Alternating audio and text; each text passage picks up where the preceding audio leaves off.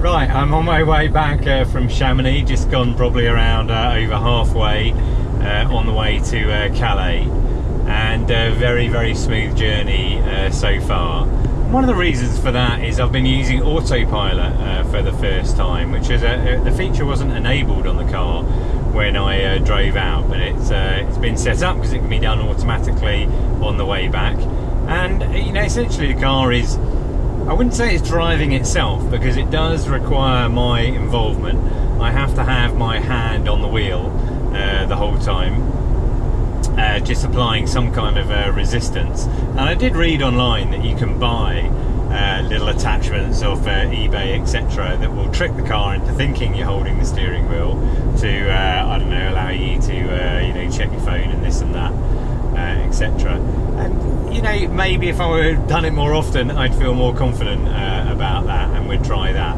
But right now, you know, it's working for me. One of the great things about it is that I don't have to have both my foot on the accelerator the whole time, so you can actually bend your legs, and it's much more relaxed. Now we're about to come up to a lorry. It hasn't cropped up on the, there you go, it's just cropping up on the system now. The car has seen it, right, it's telling me it wants to overtake. I still require to press the indicator, and then the car will move into position. We'll just overtake it, and then it'll decide, oh right, it's a safe distance now, let's move back again, and indicate, and then I go back. And really, it's as straightforward as that.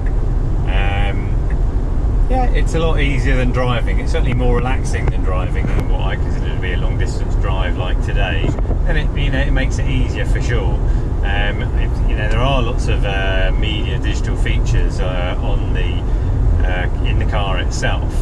I'm reluctant to try too many of them. I did kind of call up BBC News and have a look at that, but you definitely need to be paying attention to the road, because it's not quite as good at anticipating as experienced, you know, humans are. For example, you can be coming up to a car in front of you, and it can't quite tell. You know, you can see in your rear view mirror there's another car that's going quite fast that's going to catch you. So actually, you need to overtake the car in front of you faster than you would do otherwise. And another area I've noticed where it lacks, let's say, is if you're driving along the motorway and there's a slip road coming in from the side, and you're aware very early on of the cars in the slip road, and you know that you're going to need to pull over into that left-hand lane to give them space to get onto the motorway, but the car doesn't see that until too late, or in my opinion too late.